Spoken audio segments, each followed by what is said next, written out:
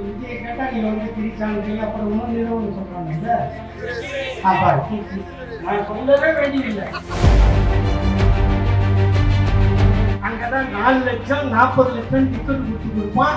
அதை வாரி குடிச்சுக்கிட்டு இங்க வந்து பிலிம் காட்டான்னு பாக்குறேன்.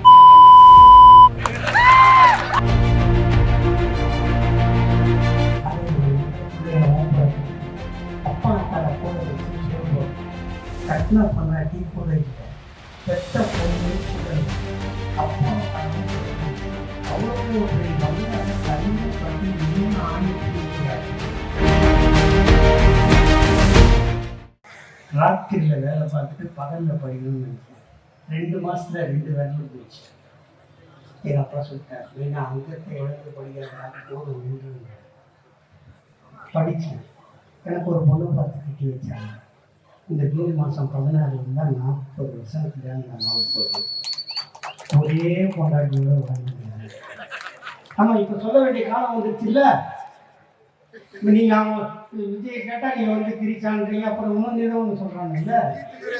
அப்பா நான் சொல்லவே வேண்டியதில்லை, அத்தனை டேட்டாவும் கையில் வச்சுக்கிறாங்க. இப்படி சொல்லும் போது நான் இப்போ ஒரே பொண்டாட்டி சொல்லித்தானே ஆகணும். அந்த பொண்டாட்டிக்கு நல்ல புருஷனாக இருந்தார். நான் கல்யாணம் ஆகும்போது நான் வாங்கின சம்பளம் 600 ரூபா 86. அதில் 90 ரூபா மிச்சம் மதிக்க பொண்டாட்டி சீட்டு போட்டான். 2 பொண்ணு பள்ளி போயிருக்கேன். நான் படிக்கும்போது தாத்தா கலைஞர் ஆட்சியில் இல்லை.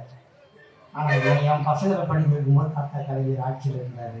2 பொண்ணையும் டபுள் டிகிரி படிக்க வச்சு 2 மாப்பிள்ளையை பார்த்து கட்டி கொடுத்தேன். நல்ல பிள்ளையா இருந்தேன், நல்ல கணவனாக இருந்தேன், நல்ல அப்பனாக இருந்தேன். 2 மாப்பிள்ளைக்கு நல்ல மாமனாகவும் வாழ. இதில் ஒரே ஒரு இடத்துல விஜய் தகுதியானவன்னு சொல்லிட்டோம். நாளைக்கு காலையில் நான் தாவை காப்பேன். இருக்காண்ணா நல்ல பிள்ளையா இருந்தாண்ணா, அதான் நல்ல பிள்ளையா. ஸ்கூலுக்கு அனுப்பிச்சாங்க சார். லயோலா காலேஜில் சீட்டு கிடைக்கிறது எவ்வளோ கஷ்டம். இது நான் சொல்ல சாமி, நான் சொல்ல அவங்க அப்பன் சொன்னான். காலேஜில் லயோலா காலேஜில் சீட்டு வாங்கி கொடுத்துட்டானா. 1.5 வருஷம் பொறுத்து பிள்ளைய போய் பார்க்க போனோம்னா அந்த பிரின்சிபால் சொன்னாரான், அவங்க உள்ளே வர்றதே இல்லை, அந்த காம்பவுண்ட் சேரோட பேர் உட்காந்து போனோம். இவங்க போய் பார்த்தா அங்கே தான் உட்காந்துணும். இன்னும் 1.5 வருஷம் படித்து முடிச்சுட்டு வர நடிக்கிறான்னு நானும். இல்லை படிச்சது போது சினிமா எடுத்தா ஆகணும். 75 லட்ச ரூபாய்க்கு கடை எடுத்து ரோட்டில் போதியாக வந்துட்டான். அப்புறம் விஜயகாந்த் காலில் விழுந்து தான் அந்த மூஞ்சை பார்க்கும்போது சைடில் இதை பார்த்துக்கிறேன்னு ஒத்துக்கிறாங்க. இந்த மூஞ்சை நேரடியாக பார்த்துக்க எவனும் ஒத்துக்கல. அந்த மூஞ்சை பார்த்தாங்க. அவன் செத்தாங்க. ஒன்று ஆராய்ச்சி போனாங்க. அப்போ நான் கடைக்காரங்க பிச்சை எடுக்காம அரசியல் கொடுத்தாங்க விஜயகாந்த். அந்த நினைவு நாளைக்கு வந்து ஒரு பூ போட்டாங்க சாமி, பூ போட்டாங்க சாமி. அதை இவன் நல்ல பிள்ளைய ஓப்பறேன். அப்பா அத்தால கூட வச்சுன்னு சொல்ல போட்டேன். கட்டின பொண்ணாட்டி கூட இல்லை, பெத்த பொண்ணு கூட இல்லை, அப்பா அத்தாலும் கூட இல்லை. அவ்வளோ பெரிய பங்களால தனியாக பட்டு இன்னும் ஆணி கொடுக்கூடாது.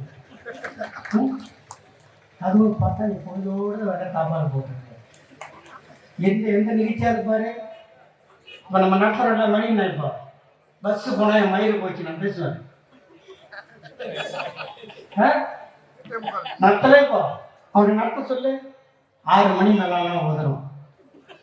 அந்த விஜய் ரசிகர் எவனா அவன் காதை பொறிக்கிட்டு. இங்கே தானே தமிழ்நாட்டில் தானே இந்த படம் எடுத்தான் ஜனநாயகன். தமிழ்நாட்டில் தான் குற்றத்தில் கொட்ட போகிறானுங்க இல்லையாம்மா. தமிழ்நாட்டு ரசிகர் தானே பார்ப்பான். அப்படி அந்த இது படம் வெளியீட்டு விழா எங்கே நடத்தணும்? தமிழ்நாட்டில் தான் நடத்தணும். உன்னை பார்க்க முட்டி அடிச்சுதாண்டா பரதேசி பவனை 42 பேர் செத்து போனான். இங்கே தானே நடத்தணும். எங்கே எடுத்து போய் நடத்தணும்? மலேசியா. எதுக்கு? அங்கதான் 4 லட்சம் 40 லட்சம் டிக்கெட் கொடுத்து கொடுப்பான். அதை வாரி குடிச்சுக்கின்னு இங்க வந்து பிலிம் காட்டலான்னு பாக்குறேன். வயல் எரியுதுங்க. அந்த ரசிகர் முங்கி அடிக்கிறாங்க. அவனுக்காக அந்த பட விழா இங்க நடத்தலாம்ல. நடத்தல. அவசரமா கோர்ட்டுக்கு போனீங்க. இப்போ நாங்கள் தாங்க ஒருத்தர் கடன் தரணும்னு வச்சுக்கோங்க. அன்பாக கேட்டால் கொடுக்குறேன். நான் கோர்ட்டில் போடுவேன்னு நம்ம மதாடுவேன்னா மதாடுவேன். அது மாதிரி தான் சென்சார் போர்டும் அப்படி தான். இப்போ இவனுக்கு சென்சார் போர்டு மேலே கேஸை போட்டவொன்னே பர்மிஷன் கொடுத்தா 10 பேர் கோர்ட்டுக்கு போனா இல்லையா? அதுக்காக அவன் மானத்துக்கு பயந்து அப்படி பண்ணுறான். சரி, அதை பற்றி என்ன நீ சொல்லணுமா இல்லையா?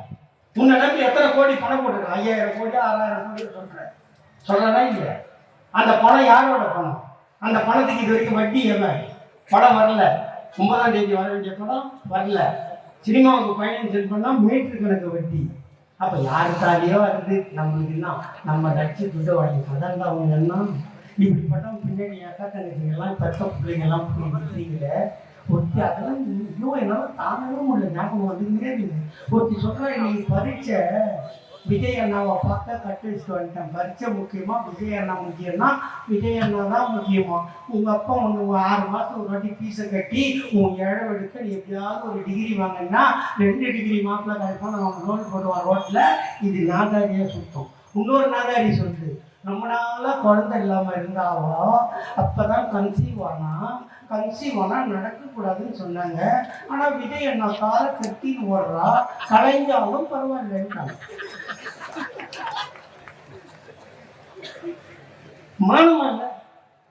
மானமல்ல தூக்கு போட்டு சாவானா என்னடா பண்ண மயிரை புடுங்க அந்த நாட்டுக்கு வர்றான். மயிரை புடுங்கனா நிற்பான்.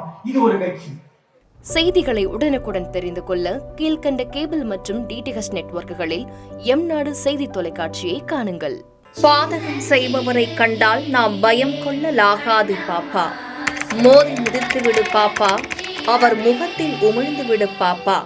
அண்மை செய்திகளை உடனுக்குடன் தெரிந்து கொள்ள இணைந்திருங்கள் எம்நாடு தொலைக்காட்சியுடன்.